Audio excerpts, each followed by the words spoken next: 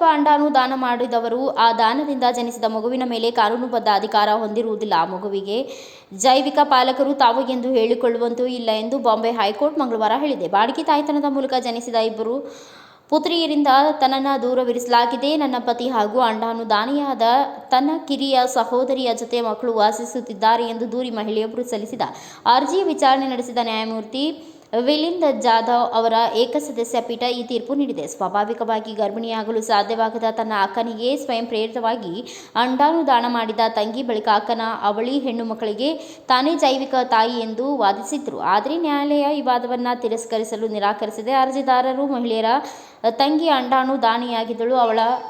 ಅವಳಿ ಮಕ್ಕಳ ಮೇಲೆ ಆಕೆಗೆ ಯಾವುದೇ ಕಾನೂನಾತ್ಮಕ ಹಕ್ಕಿರುವುದಿಲ್ಲವೆಂದು ಹೇಳಿದೆ. ಅಲ್ಲದೆ ತನ್ನ 5 ವರ್ಷ ವಯಸ್ಸಿನ ಅವಳಿ ಪುತ್ರಿಯರನ್ನು ಸಂದರ್ಶಿಸುವುದಕ್ಕೆ ಅರ್ಜಿದಾರರ ಮಹಿಳೆಗೆ ಅನುಮತಿ ನೀಡಿದೆ. ಅರ್ಜಿದಾರ ಮಹಿಳೆ ತಂಗಿ ಅಂಡಾನು ದಾನಕ್ಕೆ ಸ್ವಇಚ್ಛೆಯಿಂದ ಮುಂದೆ ಬಂದಿದ್ದರು.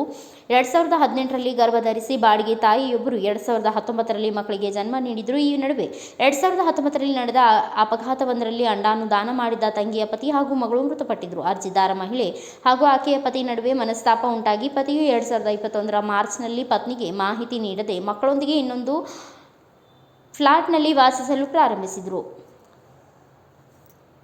ಈ ಹಿನ್ನೆಲೆ ನ್ಯಾಯಾಲಯ ಆಕೆಯ ಮನವಿ ಪುರಸ್ಕರಿಸಿದ ಹಿನ್ನೆಲೆ ಹೈಕೋರ್ಟ್ ಮೆಟ್ಟಿಲೇರಿದ್ರು.